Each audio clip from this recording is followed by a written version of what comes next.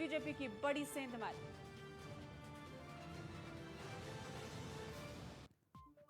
केजरीवाल सरकार का बड़ा फैसला, दिल्ली में 8 रुपए सस्ता हुआ पेट्रोल, दिल्ली सरकार ने घटाया वैट।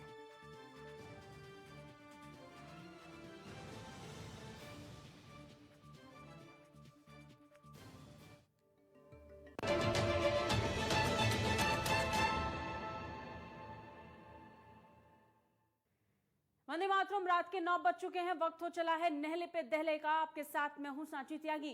कृषि कानून वापसी बिल पर राष्ट्रपति रामनाथ कोविंद ने अपनी अंतिम मोहर लगा दी है। इसी के साथ तीनों कृषि कानून अब औपचारिक रूप से निरस्त हो गए हैं। इससे पहले शीतकालीन सत्र के पहले ही दिन यानी 29 नवंबर को संसद के दोनों सदनों लोकसभा और राज्यसभा में तीनों कृषि कानून वापसी बिल पारित हो गए थे।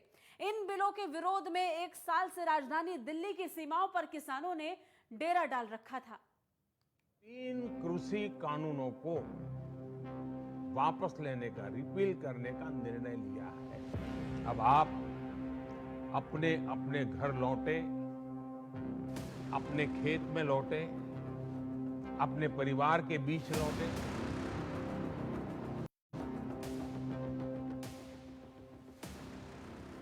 रद्द हुए तीनों कृषि कानून, राष्ट्रपति रामनाथ कोविंद ने दी मंजूरी। तीनों कृषि कानून वापसी बिल को राष्ट्रपति रामनाथ कोविंद ने मंजूरी दे दी है। तीनों कानूनों को रद्द करने वाला बिल 29 नवंबर को संसद के दोनों सदनों से पारित हुआ था। अब राष्ट्रपति की मंजूरी के साथ ही औपचारिक तौर पर तीनों कृषि कानून अब निरस्त हो गए हैं।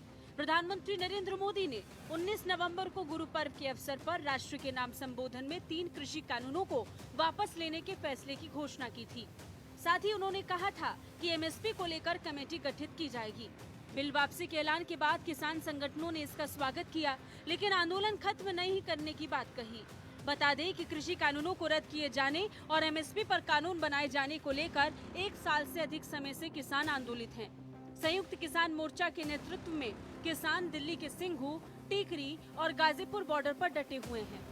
गौरतलब है कि संसद के शीतकालीन सत्र के पहले दिन सोमवार को लोकसभा में 3 विवादित कृषि कानूनों को निरस्त करने संबंधी कृषि विधि निरसन विधेयक 2021 को बिना चर्चा के मंजूरी प्रदान कर दी गई। हालांकि इस विधेयक पर चर्चा की मांग करते हुए विपक्षी दलों ने भारी हंगामा किया, जिस कारण सदन की कार्रवाई 2 बार के लिए स्थगित की गई और 2 बार के स्थगन के बाद दिन भर के लिए स्थगित कर दी गई। कृषि एवं किसान कल्याण मंत्री नरेंद्र सिंह तोमर ने 3 कृषि कानूनों को निरस्त करने संबंधी कृषि विधि निरसन विधेयक 2021 पेश किया। इसके फौरन बाद कांग्रेस सहित विपक्षी दलों ने विधेयक पर चर्चा कराने की मांग शुरू कर दी। कई किसान संगठनों के करीब 1 साल के आंदोलन के बाद सरकार ने इस कानून को निरस्त करने का फैसला किया। Desk report, network 10।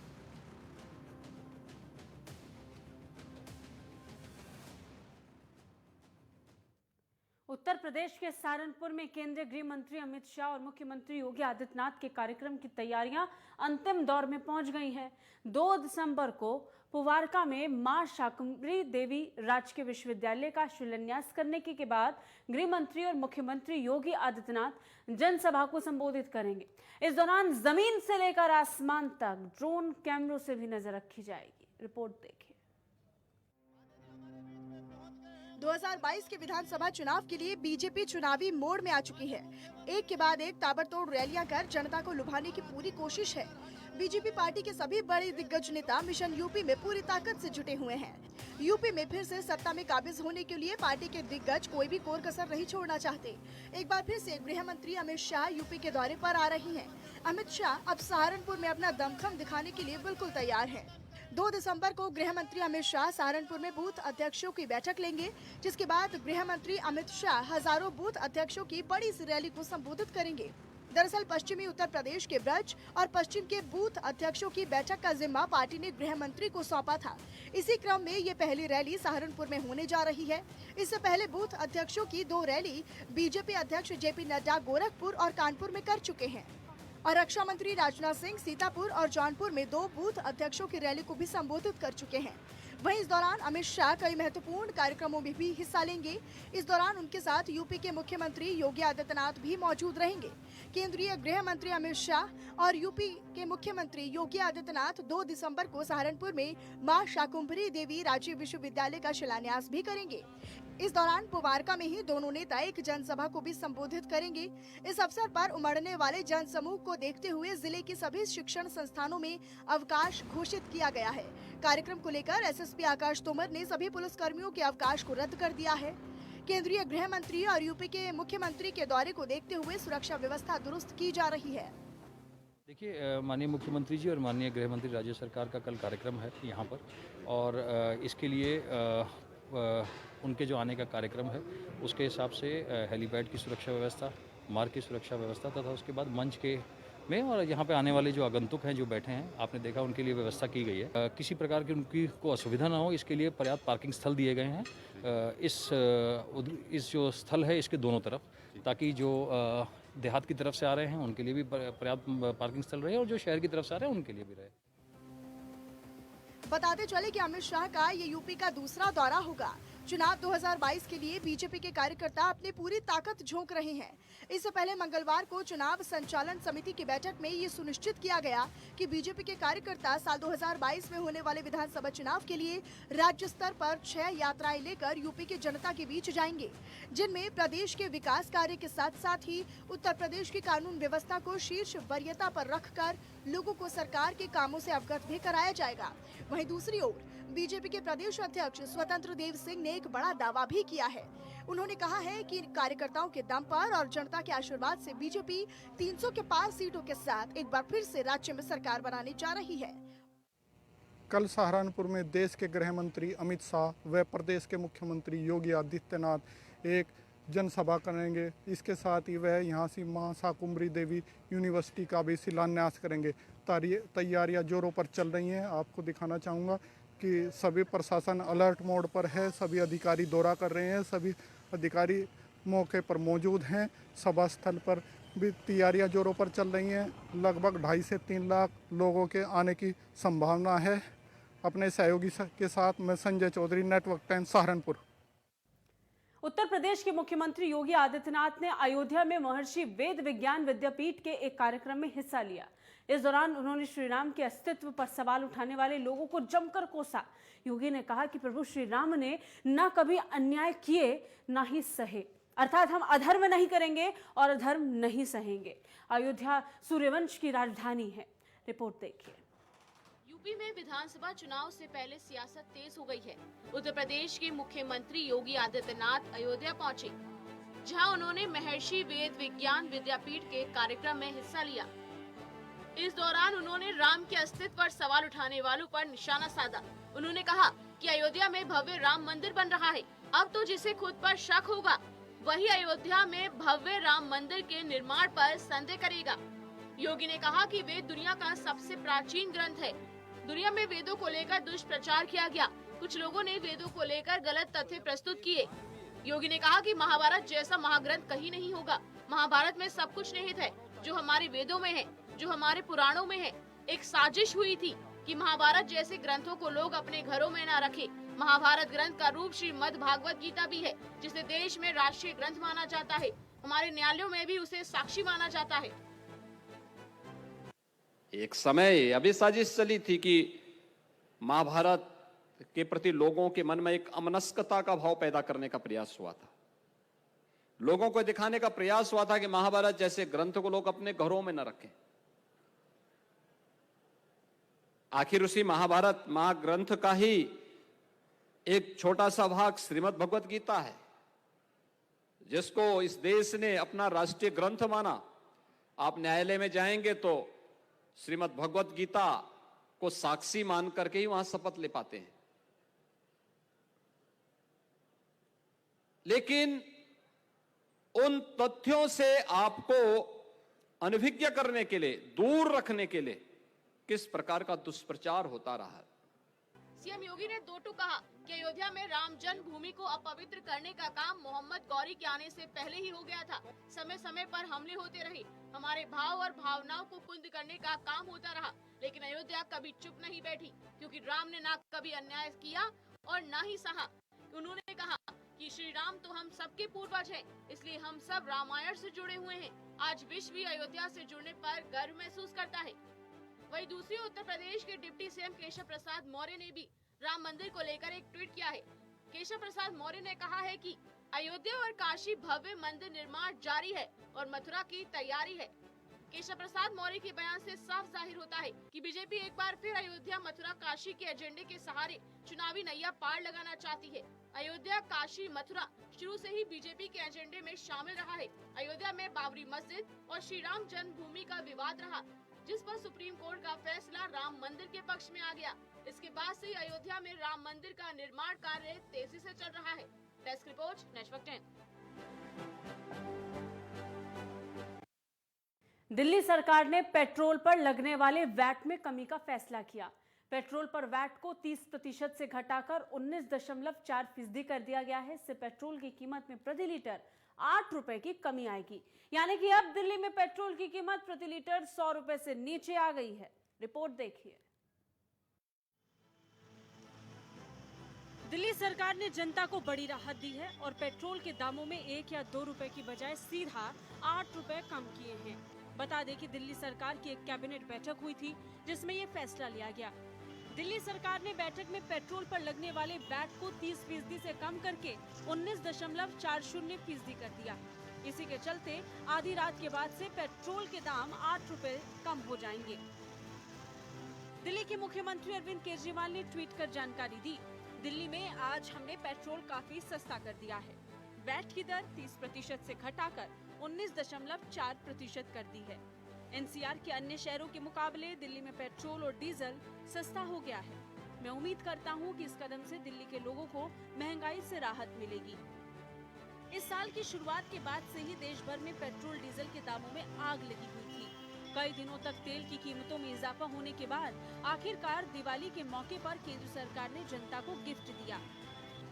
इस वक्त हम जहांगीरपुरी मेट्रो स्टेशन के साथ में पेट्रोल पंप पे है। आप दिखा दें कि पेट्रोल पंप पे है कि बताया जा रहा है कि पेट्रोल पंप के यहाँ के जितने भी लोग हैं कहते हैं कि 8 रुपये रेट गिर गया है। बाकी यहाँ जो कर्मचारी है उनका कहना है कि पेट्रोल का 8 रुपये रेट गिरा जरूर है, बाकी हमारे पास जो पुराना स्टॉक है उस रेट पर दे रहे हैं, क्योंकि नया स्टॉक जैसे ही आता है रेट अपडेट हो जाता है, क्योंकि रेट को अपडेट हम खुद नहीं कर सकते क्योंकि पीछे से रेट अपडेट होता है। कल सुबह से 8 रुपये का रेट का गिरावट से मिलना चालू हो जाएगा।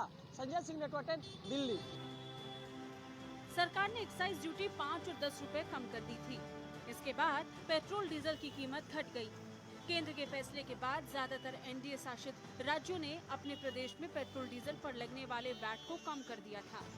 कुछ दिनों के बाद पंजाब, राजस्थान और छत्तीसगढ़ की कांग्रेस सरकार ने भी ऐसा ही निर्णय लेते हुए जनता को राहत दी। Bureau report, network 10। एक छोटे से ब्रेक के लिए रुकेंगे, जल्द लौटेंगे, बने रहिए हमारे साथ।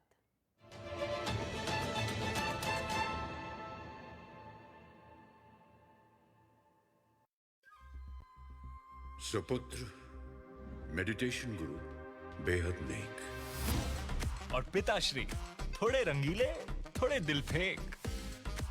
दोनों के अलग हैं रंग, पर दोनों का एक अनोखा स्वाद। कमला पसंद, अनोखा स्वाद। अरे ये क्या कर रही है? अपने लिए कुछ बचाई होगी नहीं कि सब हमको ही परोसे दे रही है? चिंता मत करिए, इतना बचाए कि अभी कोई मेहमान भी आ जाए ना तो वो भी भूखा ना जाएगा। हमारे घर से कोई भूखा ना जाएगा, ये बात कहने लायक हम बस इसी सरकार की वजह से हो पाए। गरीब की थाली में रोटी बनी रहे और उसे किसी के सामने हाथ ना फैलाना पड़े, ये सिर्फ इसी सरकार ने सोचा है। कोरोना में कोटे से अगर अनाज मुफ्त में नहीं मिलता तो बच्चे तो भूखे ही मर जाते। काम धंधा सब बंद थे, फिर भी मनरेगा की मजदूरी मिली, ऐसे में कमाई चलती रही। इस मुसीबत की घड़ी में भी इस सरकार ने हमारा हाथ थामे रखा।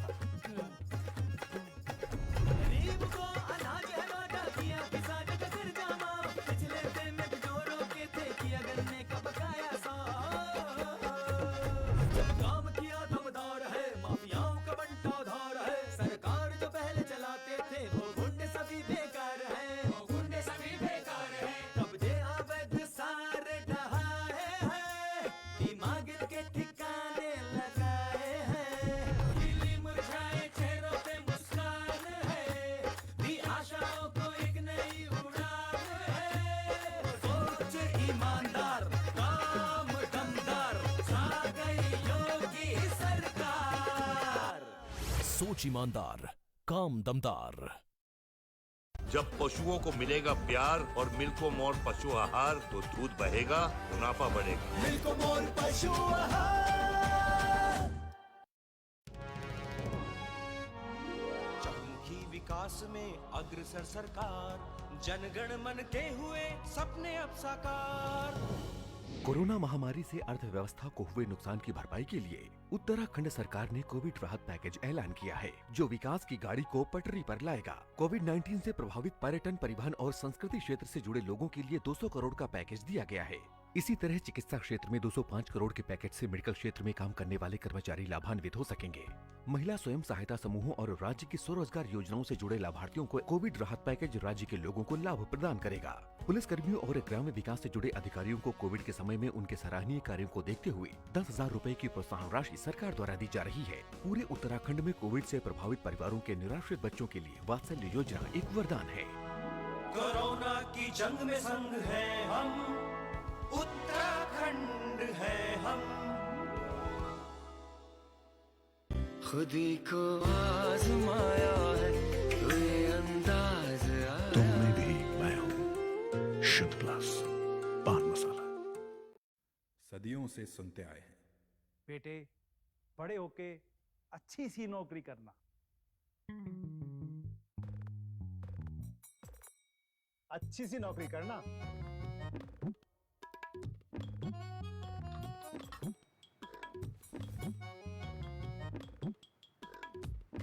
अच्छी सी नौकरी करना।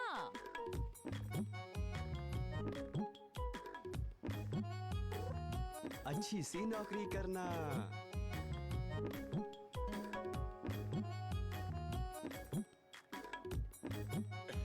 अच्छी सी नौकरी करना।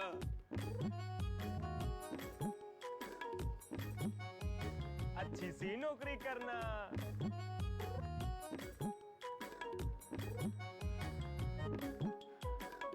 अच्छी सी नौकरी करना।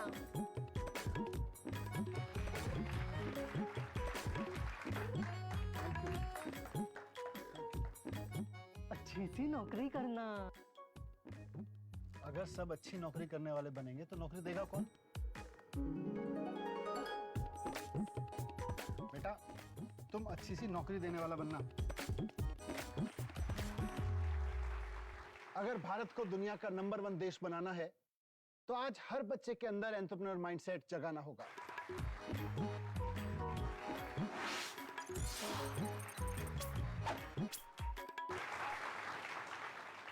बिजनेस ब्लास्टर्स हमारी एक पहल है जो बच्चों को सिखा रही है कि उन्हें नौकरी ढूंढने वाला नहीं, नौकरी देने वाला बनना है।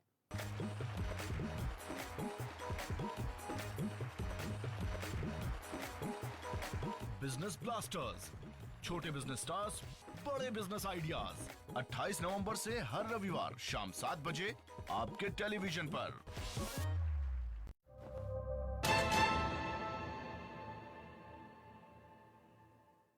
ब्रेक के बाद फिर से स्वागत है आपका। आगे बढ़ेंगे। पंजाब में अगले साल होने वाले विधानसभा चुनाव से पहले अकाली दल में एक बड़ी टूट हुई है।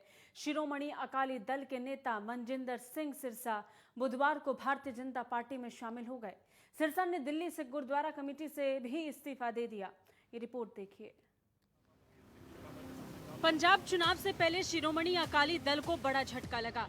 पार्टी के कद्दावर नेता मनजिंदर सिंह सिरसा ने अकाली दल से इस्तीफा देकर बीजेपी का दामन थाम लिया।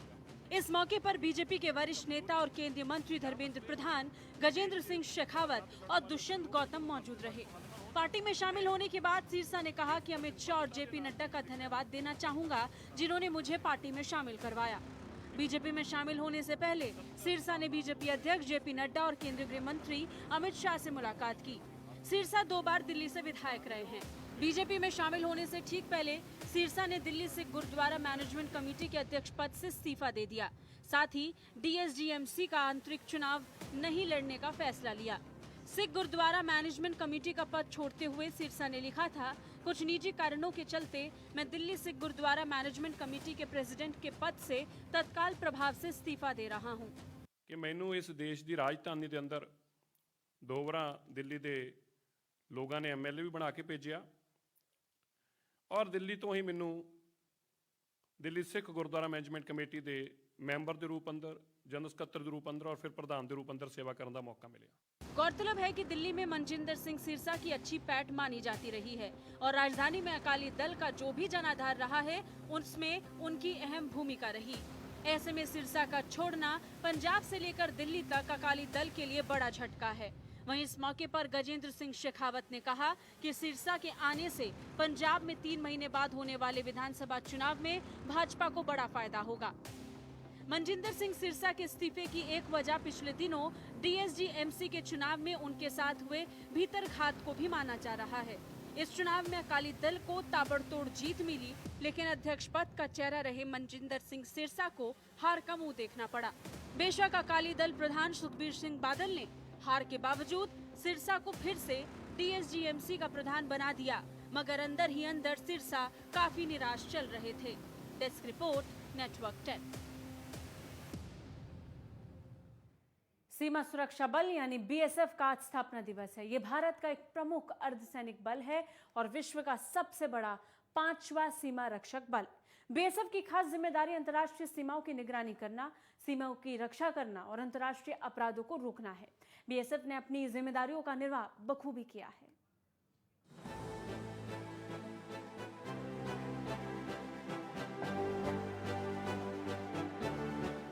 BSF की स्थापना 1 दिसंबर 1965 को हुई थी। भारत की अंतर्राष्ट्रीय सीमाओं पर निरंतर निगरानी करना, भारतीय सीमाओं की रक्षा करना और अंतर्राष्ट्रीय अपराध यानी तस्करी, घुसपैठ आदि को रोकना इसका प्रमुख काम है। इस समय BSF की 188 बटालियन है। BSF 6000 किलोमीटर से ज्यादा लंबी अंतर्राष्ट्रीय सीमा की सुरक्षा करती है। एक तरफ राजस्थान का रेगिस्तान, दूसरी तरफ नदी घाटियों से लेकर ऊंचे ऊंचे पहाड़ों में BSF अपनी सेवाएं देता है। एक तरह से BSF यानी सीमा सुरक्षा बल हमारे लिए प्रहरी की तरह है। BSF ने बहुत दिलेरी और जिम्मेदारी के साथ अपने कर्तव्य का पालन किया है।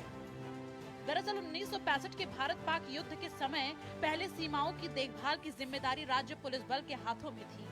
तब पाकिस्तान ने कच्छ में सरदार पोस्ट, छारबेट, बोरियाबेट इलाके में हमला किया था। तभी इस बारे में सोचा गया था कि सीमा पर सतर्कता और चौकसी बरतने के लिए एक केंद्रीय एजेंसी होनी चाहिए। युद्ध के बाद इस पर कार्य योजना बनाई गई और आखिरकार BSF का गठन किया गया।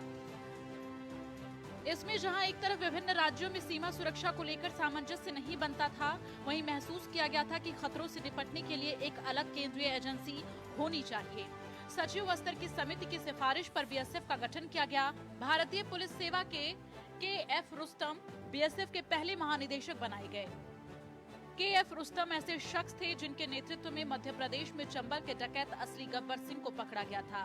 इसी गब्बर सिंह के नाम से शोले में गब्बर सिंह को डाकुओं का सरगना दिखाया गया था। चंबल के बीहड़ों में गब्बर सिंह का आतंक था। KF रुस्तम को उनकी सेवाओं के लिए पद्म विभूषण दिया गया था। मध्य प्रदेश पुलिस के प्रमुख के तौर पर KF रुस्तम चंबल के डकैतों के सफाया करने के लिए जिस दिलेरी साहस का परिचय दिया था, उसके आधार पर उन्हें BSF की कमान सौंपी गई थी। उन्होंने ही BSF की रूपरेखा बनाई थी। केवल अगले 6 साल में BSF ने अपनी क्षमताओं और बेहतर प्रबंध का परिचय दिया। 1971 लोंगवाला की लड़ाई में BSF ने हिस्सा लिया था। BSF ने मुक्ति वाहिनी को भी प्रशिक्षित किया था। ये माना जाता है कि बांग्लादेश की स्वाधीनता में BSF का बहुत बड़ा योगदान है। BSF में महिलाओं की नियुक्ति भी की गई है। इधर केंद्र मंत्रालय ने BSF का दायरा बढ़ा दिया है। अब पाकिस्तान की सीमा पर भारतीय सीमा के अंदर 50 किलोमीटर तक BSF का अधिकार क्षेत्र बढ़ाया गया है। इसके तहत BSF को तलाशी लेने, संदिग्ध की गिरफ्तारी करने और जब्ती का अधिकार दिया गया। पहले BSF 15 किलोमीटर तक ही कार्रवाई कर सकती थी। माना जा रहा है कि BSF के अधिकार क्षेत्र का दायरा बढ़ाने से तस्करी, आतंक, घुसपैठ की घटनाओं को रोकने में मदद मिलेगी और BSF को मजबूती मिलेगी। Bureau report, network 10।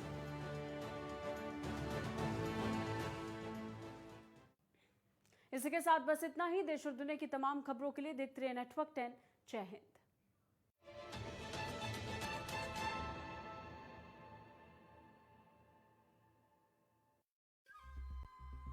सुपुत्र मेडिटेशन गुरु बेहद नेक और पिताश्री थोड़े रंगीले, थोड़े दिलफेक। दोनों के अलग हैं रंग, पर दोनों का एक अनोखा स्वाद। कमला पसंद। अनोखा स्वाद।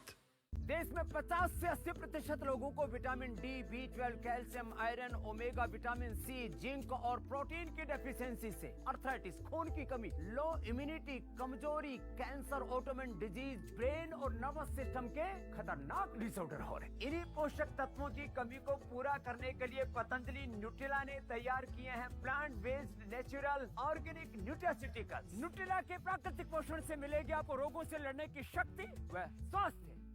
चलो यहाँ पर सही से सही। पूजा, मैं मार्केट से आता हूँ। मिस्टर, कार की चाबी? नहीं, मैं पैदल ही जाऊंगा। पापा, नॉट डैड। हाँ यार, अपनी दिल्ली सरकार बोलती है कि पॉल्यूशन कम करने के लिए हफ्ते में एक बार अपनी गाड़ी से एक ट्रिप कम करें और उसकी बजाय पब्लिक ट्रांसपोर्ट या कारपूल का इस्तेमाल करें। It's a small request, make sense, no?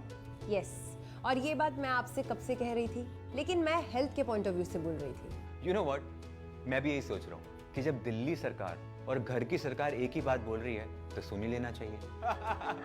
चलो यू गाइस कैरी ऑन, मैं चलता हूँ। बाय बाय पापा। एक हफ्ते में आप जितनी बार गाड़ी निकालते हैं, अब से बस एक बार कम निकालें।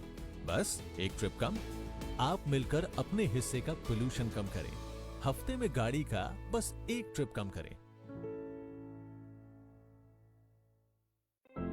प्रधानमंत्री जी के महासंकल्प को आत्मसात करते हुए मुख्यमंत्री पुष्कर सिंह धामी के नेतृत्व में उत्तराखंड सरकार जल जीवन मिशन को बेहतर तरीके से क्रियान्वित कर रही है। साथ ही राज्य के नागरिकों को सहभागी बनाकर हर घर में शुद्ध पेयजल पहुंचाने के लिए कृत संकल्पित है। राज्य की अधिकांश भूमि पहाड़ी होने की वजह से पानी की काफी समस्या हुआ करती थी। कई स्थानों पर तो पानी लाने के लिए बच्चों एवं महिलाओं को दूर तक जाना पड़ता था। जल जीवन मिशन से शुद्ध पेयजल की समस्या काफी हद तक दूर हुई है। जल जीवन मिशन के तहत हमारी ग्राम पंचायत में पानी की समस्या काफी हद तक खत्म हो चुकी है और सभी ग्राम वासियों के पास हर घर में नल और हर घर में जल है। अब घर में भरपूर पानी आने से स्थानीय लोगों ने घर में ही पर्यटकों के लिए होम स्टे जैसी सुविधाएं प्रारंभ कर दी हैं, जो पर्यटकों के लिए ठहरने का बेहतर विकल्प भी है। स्थानीय लोगों के लिए आजीविका का एक जरिया बना है। हमारे यहाँ पहले 1-2 होम स्टे हुआ करते थे और उनके लिए उन लोग टैंकर से पानी डलवाते थे, लेकिन अब सभी को पानी पर्याप्त मात्रा में मिल रहा है तो सभी ने होम स्टे बनाने शुरू कर चुके हैं और लोगों को इससे काफी फायदा है। राज्य के ग्रामीण क्षेत्रों के लगभग 15 लाख घरों में से 7 लाख से अधिक घरों को नलों से जोड़ा जा चुका है। शहरी क्षेत्रों में लगभग 12 लाख घरों में से 5 लाख से अधिक घरों को पेयजल योजना से जोड़ा जा चुका है। उत्तराखंड सरकार द्वारा दिसंबर 2020 तक हर घर तक शुद्ध पेयजल पहुंचाने का लक्ष्य रखा गया है। मुख्यमंत्री पुष्कर सिंह धामी के नेतृत्व में जल जीवन मिशन राज्य में आजीविका के नए आयाम रचते हुए पलायन को विराम दे रहा है, साथ ही आत्मनिर्भरता की संकल्पना को भी साकार कर रहा है। जल जीवन मिशन, हर घर खुशियां, हर घर जल।